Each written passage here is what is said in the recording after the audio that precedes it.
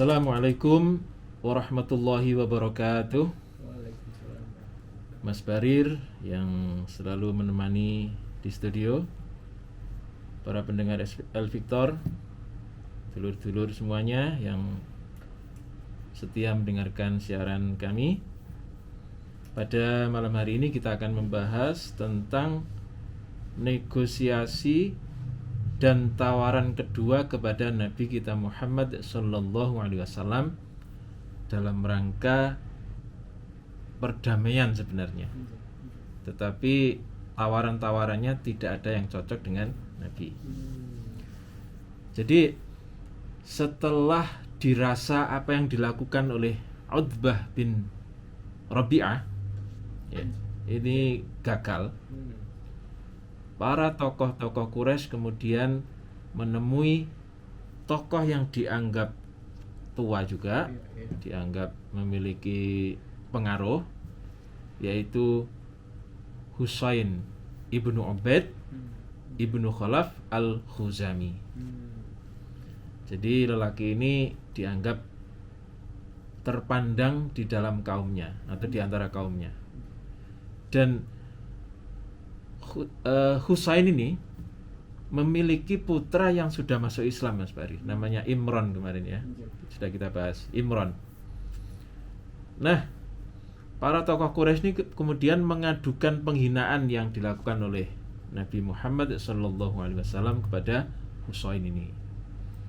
Nah, mendapat pengaduan itu, Husain berjanji akan berbicara kepada Muhammad Rasulullah. Ia pun segera menemui Nabi. Nah, Rasulullah menerima kedatangan Husain ini dengan sangat ramah. Beliau bahkan memerintahkan sahabat untuk memberikan tempat duduk yang terbaik yang ada di situ. Lalu Husain ini bertanya, "Benarkah yang kudengar bahwa engkau telah menghina Tuhan-Tuhan kami, wahai Muhammad?" Nah, Nabi balik bertanya, "Wahai Husain, ada berapa Tuhan yang engkau sembah saat ini?" Lalu Husain menjawab, "Ada 7. Ada 7. 6 di bumi dan 1 di langit."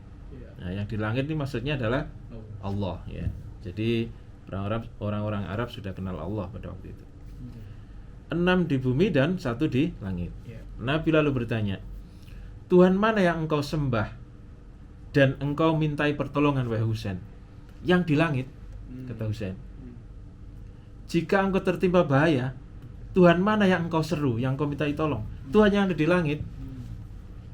"Lalu jika barangmu ada yang hilang, Tuhan mana yang engkau pinta untuk mengembalikannya?" "Ya, yang ada di langit," kata Husain. Masya Allah. Lalu Nabi mengatakan, "Wahai Husain, hanya Tuhan yang di langit itulah yang mengabulkan permohonanmu. Lalu mengapa engkau menyekutukannya dengan Tuhan-Tuhan yang lain? Wahai Husain, peluklah Islam, niscaya engkau akan selamat.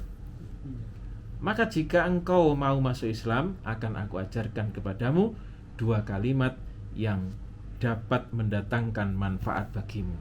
Masya Allah. Nah, ternyata kata-kata ini, Mas Barir, masuk dalam hati Husain, lalu mempengaruhi pikiran. Ia pun memutuskan untuk memeluk Islam. Lalu ia bersyahadat, "Asyhadu alla ilaha illallah wa asyhadu annaka Muhammadan abduhu wa rasuluh." Masya Allah. Lalu beliau berbaiat kepada Nabi. Jadi baiat itu sumpah setia. Nah, anaknya Imran yang memang sedari tadi juga di situ, tapi tidak memperhatikan sama sekali bapaknya. Bapaknya datang ya sudah biasa. Yang memang mengikuti pembicaraan Nabi dengan bapaknya itu langsung bangkit dan memeluk ayahnya. Jadi inilah yang sekian lama ditunggu oleh Imran. Maka keduanya pun berpelukan seakan-akan bertahun-tahun mereka belum bertemu. Rindu, seakan-akan rindu ya. Masya Allah. Rasulullah sendiri tidak bisa menahan air mata. Maka air mata beliau kemudian tumpah. Para sahabat bertanya, "Ya Rasulullah, kenapa engkau menangis?" Beliau menjawab, "Aku menangis karena menyaksikan apa yang diperbuat oleh Imran." Jadi ketika ayahnya datang, dia sama sekali tidak berdiri, nggak ngereken, nggak menghiraukan ayahnya. Tetapi begitu ayahnya masuk Islam, dia langsung lari, berdiri, lari dan memeluk ayahnya secara kayak pelukan, dengan pelukan yang sangat hangat gitu. Masya Allah. Jadi inilah yang membuat Nabi kemudian terharu. Jadi bapaknya ketika datang itu gak direken, ya karena masih kafir waktu itu ya. Tetapi begitu ayahnya masuk Islam, Imran ini langsung menghambur kepada ayahnya dan memeluk dengan sangat erat. Nah, setelah suasana emosional itu mereda,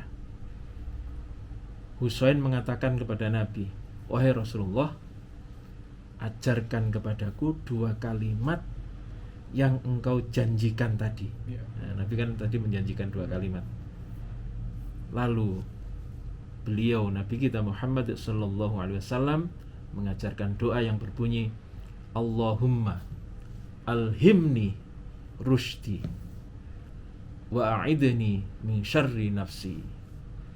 Wahai Allah, ilhamkan kepadaku petunjuk yang benar dan lindungilah aku dari keburukan diriku sendiri. Nah, ini salah satu doa yang pernah diajarkan Nabi.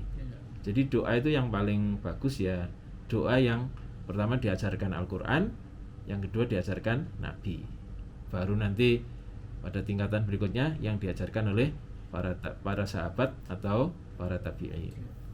Nah, yang terakhir nanti para ulama.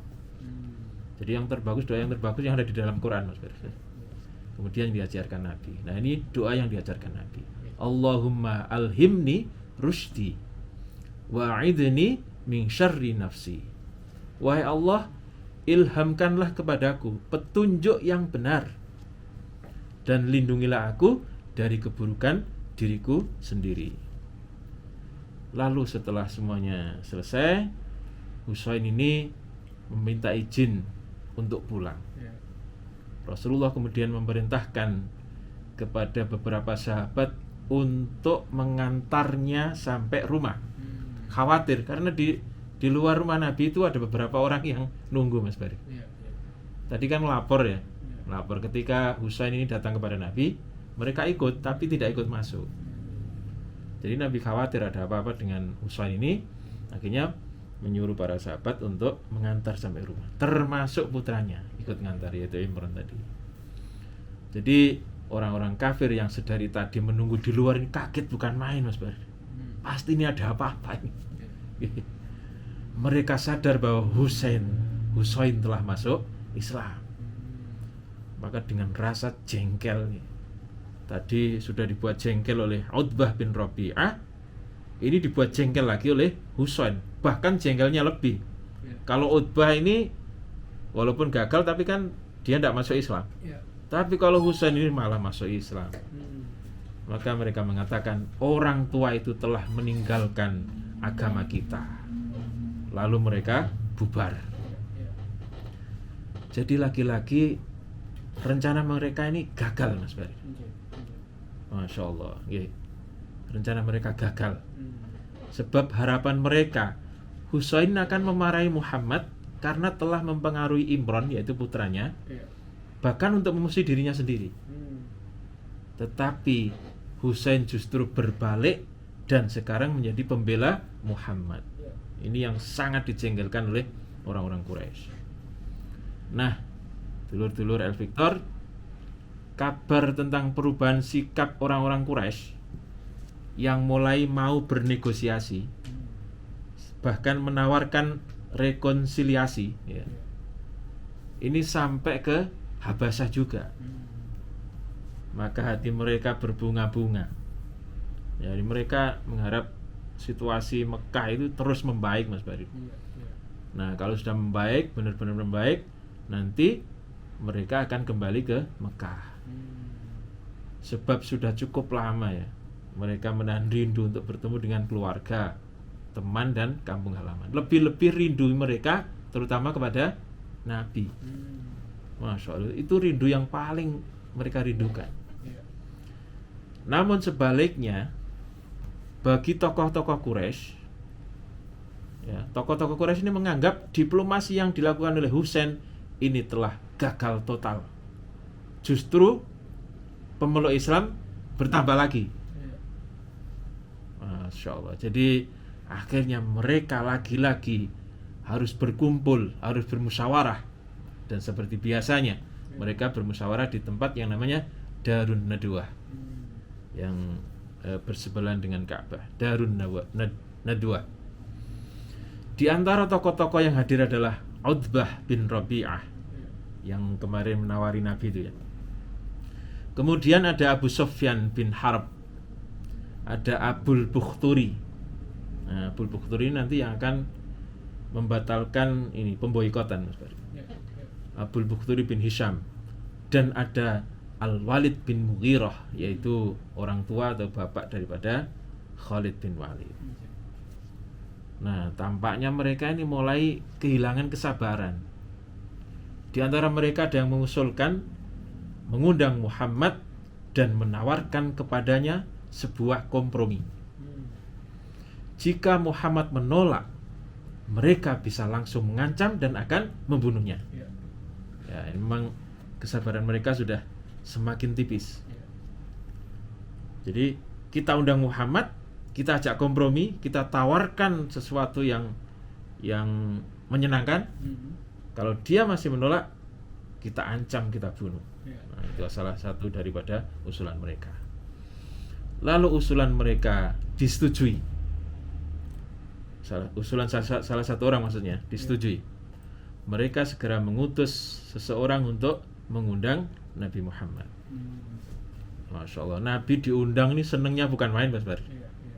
Dikira, wah ini tanda-tanda ini barangkali orang-orang itu mau tanya-tanya tentang Islam, lalu masuk Islam gitu. Masya Allah.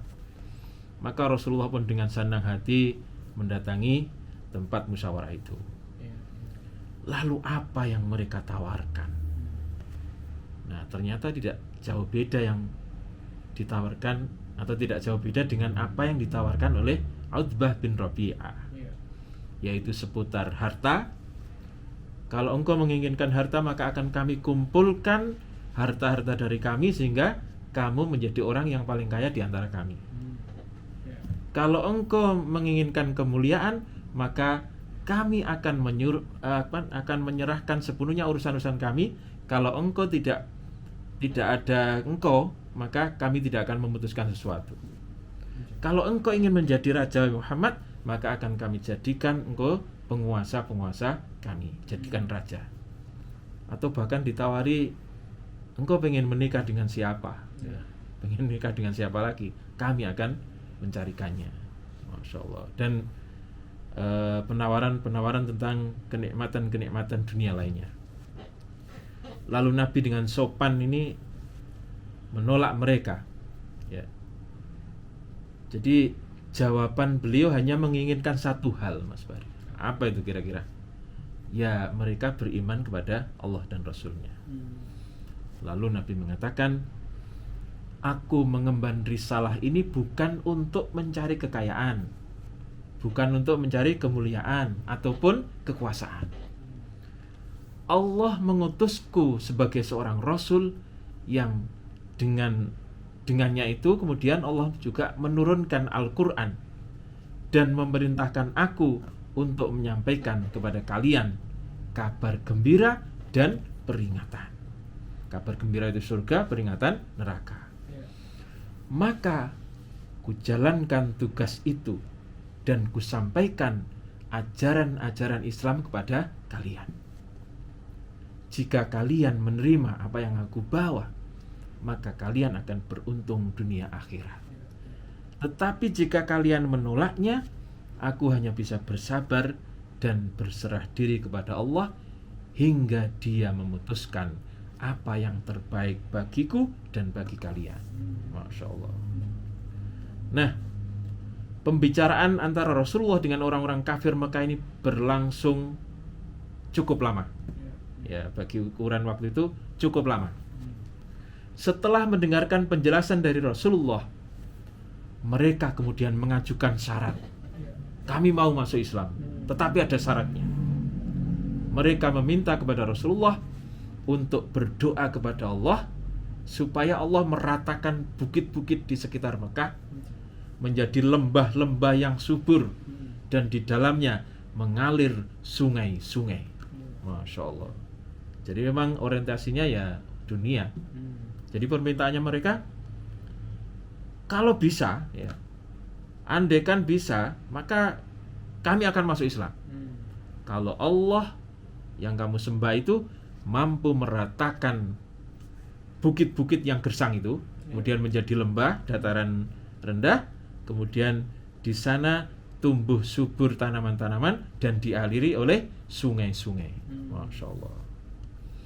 Selain itu mereka juga meminta agar Allah menghidupkan kembali orang-orang yang telah mati, yang dianggap orang-orang yang bijaksana. Jadi mereka ini memang menghafal, Mas Barir. Ya, dulu itu orang itu siapa yang terkenal, yang paling bijaksana, dihafal itu. Sampai mereka hafal sampai urut-urutannya itu. Kalau kita ini kan paling sampai buyut itu sudah tidak tahu. Tapi mereka hafal. Jadi mereka menginginkan supaya orang-orang yang mati, yang dulu orang ini orang yang tokoh, ya, orang bijaksana, orang cerdas, yang sudah mati, supaya dihidupkan kembali. Untuk apa? Mereka akan berkonsultasi tentang apa yang dibawa oleh Nabi Muhammad. Benar apa salah itu? Nah, gitu maksudnya. Masya Allah. Maka kemudian Allah mengabadikan permintaan mereka di dalam Al-Quran surat Ar-Ra'd ayat 31. Walau anna Qur'anan suyirat bihil jibalu au qutti'at bihil ardu au kullima bihil mauta. Dan sekiranya ada satu bacaan atau satu kitab yang dengan bacaan itu gunung-gunung dapat digoncangkan, atau bumi jadi terbelah, atau orang-orang yang mati dapat berbicara, tentu itu adalah Al-Quran. Bal lillahil amru jami'a. Tetapi sebenarnya segala urusan itu adalah milik Allah. Jadi kalau Allah berkehendak, ya itu semuanya bisa terjadi. Afalam yai'asil ladzina amanu allau yasha'ullahu lahadan nasa jami'a. Maka tidaklah orang-orang yang beriman mengetahui bahwa sekiranya Allah menghendaki, tentu Dia memberi petunjuk kepada semua manusia. Jadi memang manusia itu ada yang tidak mendapatkan hidayah dan ada yang mendapatkan hidayah. Itu memang ya itu sudah sunatullah. Sunatullah itu. Wala yazalul ladzina kafaru tusibuhum bima sana'u qari'atun aw tahullu qariban min darihim hatta ya'tiya wa'dallah. Dan orang-orang kafir senantiasa ditimpa bencana disebabkan perbuatan mereka sendiri, atau bencana itu terjadi dekat tempat kediaman mereka sampai datang janji Allah. Innallaha la yukhliful mi'ad. Sungguh Allah tidak menyalahi janji. Masya Allah. Nah, semakin lama Mas Bari, semakin permintaannya semakin aneh-aneh. Tidak hanya dua itu. Setelah itu semakin aneh-aneh. Terus begitu. Lalu Rasulullah keluar dari pertemuan itu dengan perasaan sedih. Sebab bayangannya ketika diundang itu, wah, ini orang-orang ini mau bertanya-tanya tentang Islam dan masuk Islam. Itu harapannya, tapi ternyata sebaliknya. Masya Allah.